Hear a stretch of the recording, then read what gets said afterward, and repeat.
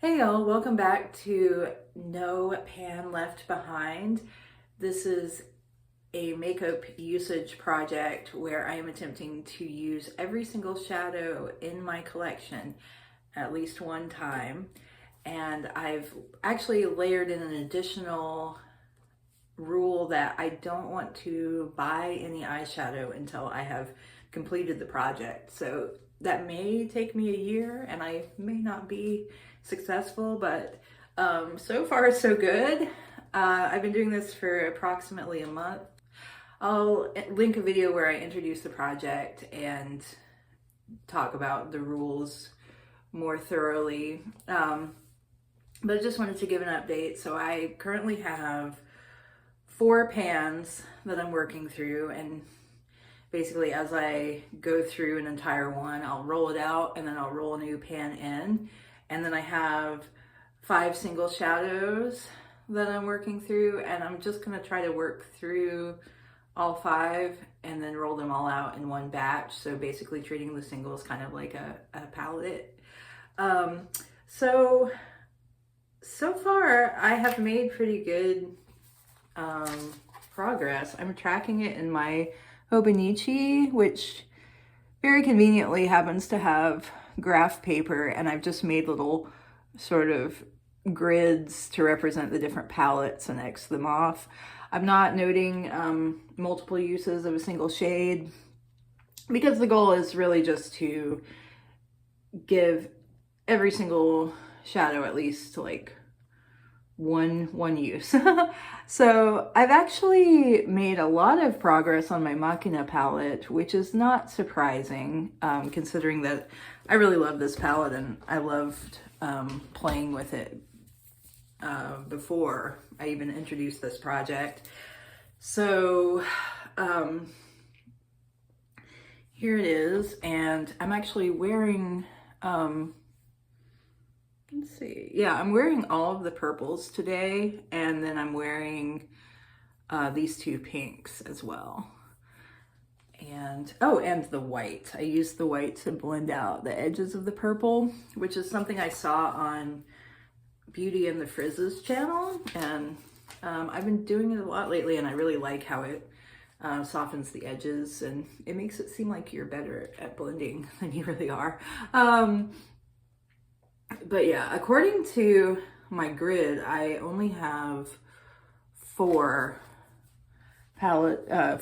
pans left to use. So I have not used this dark red, and I haven't used Cyborg, mostly just because I'm saving it, because I'm like afraid of using it up because it's so beautiful and this pan is discontinued. It's this like multi-chrome kind of, it looks like a fiber optic cable is what it reminds me of, but yeah, I haven't used that yet because I'm kind of like saving that.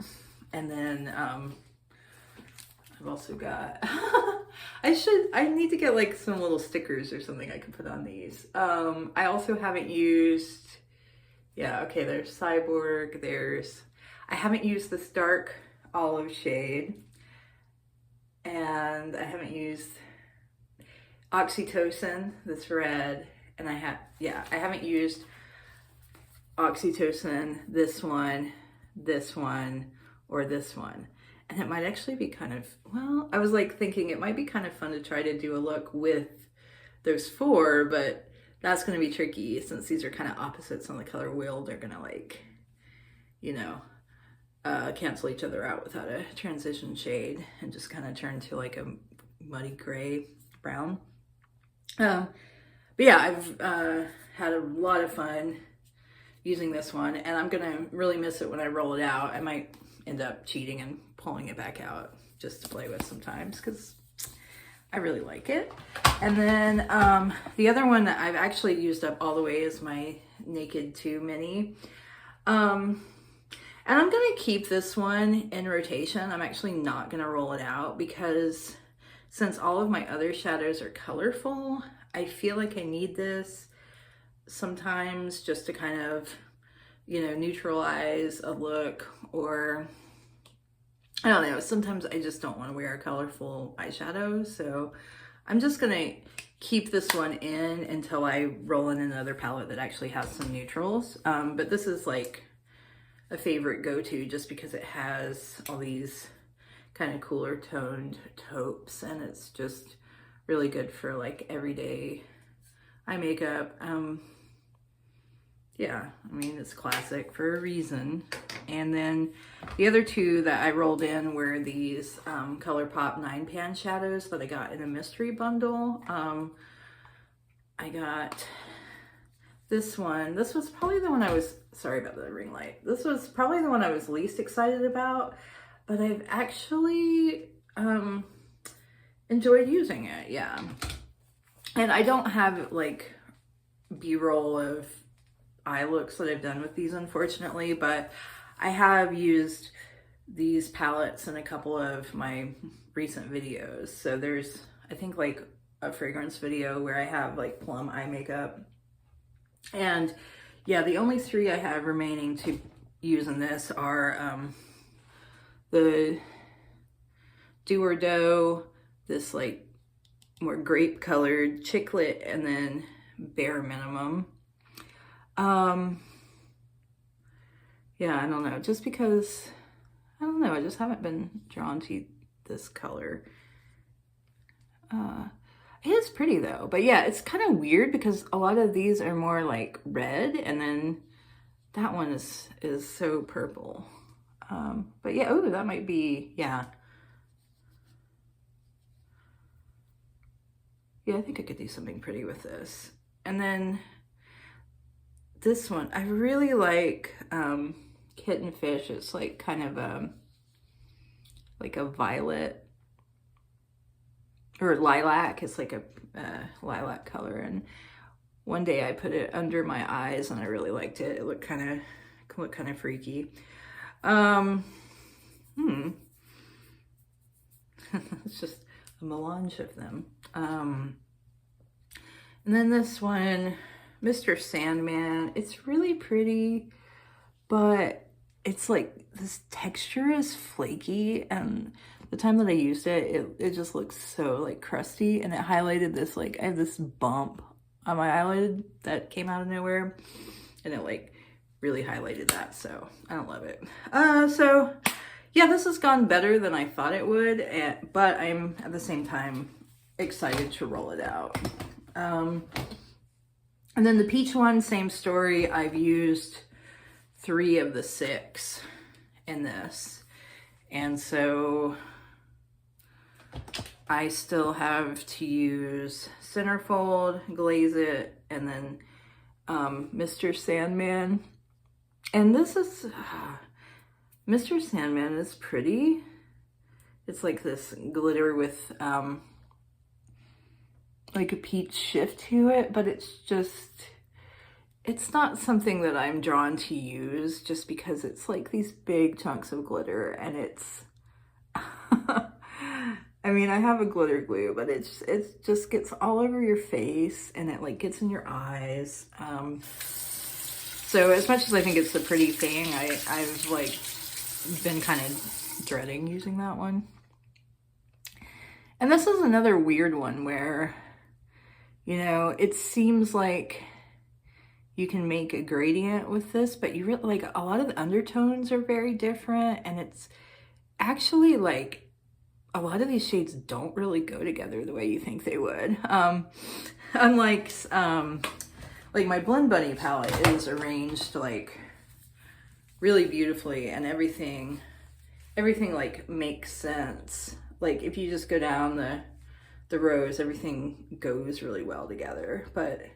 But yeah, I think those peach tones work well for me when I want colorful eyeshadow, but I don't want something that's going to be as stark as, like, you know, this, or like if I do blue or green, you know, it's really contrasted with my skin. Oh gosh, I'm just like hypnotized by, you can't really see how pretty it is, but it's awesome. Okay. And then, okay, so yeah, that's the palettes. And then singles wise, I've used the Jelly Much All Mine. I really love this color, but it's like super dried out. And I just wouldn't recommend these shadows unless it's like something that you know you're gonna use up in short order. Like if you get it and you're like, over the next month, I'm just gonna wear that. But otherwise they just don't, they don't last very long. I know there are ways like you can rehydrate them, and I've kind of tried to do that and it hasn't really worked for me.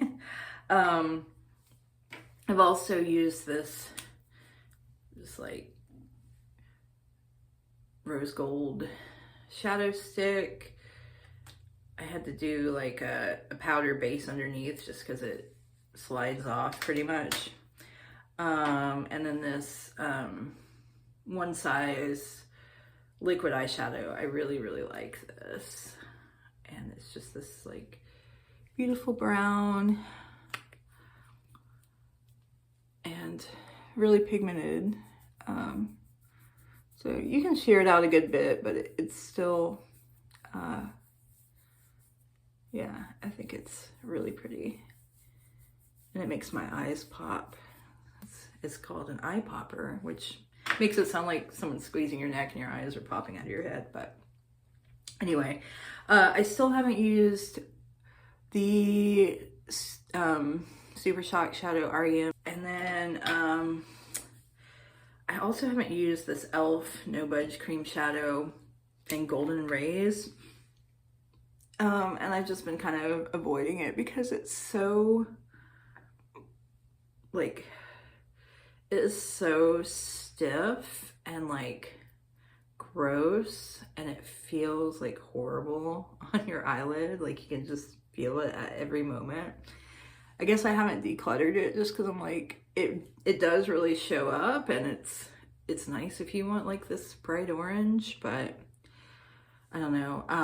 I feel like they have reformulated these because I have two others that have a much creamier texture. But so yeah, my experience so far is that it's been really fun, and I haven't really been obsessing about eyeshadow or thinking about, you know, I haven't added anything to my wish list just because I know I'm doing this project, and I'm like, well, I'm just gonna get through the project. And it's, you know, made me realize that I have a lot of things at my disposal right now. To be fair though, some of that like sort of obsessive like shopping type behavior has been channeled into fragrance recently. So I don't know how much of it is just like, oh, the project is working versus like, oh, now I just have a different thing I'm obsessed with.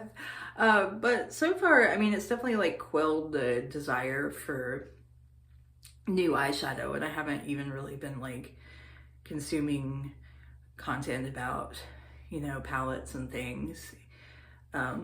There are definitely some like indie palettes that are on my wish list, and you know, at some point I will get something new, but it's nice to just, I don't know, revel in what I have. And so yeah, so far so good, and I would recommend a similar project to you if you're kind of feeling either uninspired or you're feeling like kind of overwhelmed by your own shopping habits. And I just wanted to show you guys my Turkey Vulture, Nature's Recycler, and wish everybody a happy Valentine's Day, and that can be to celebrate all kinds of love, including self-love. So make sure you do something to care for yourself today, and I will update you soon.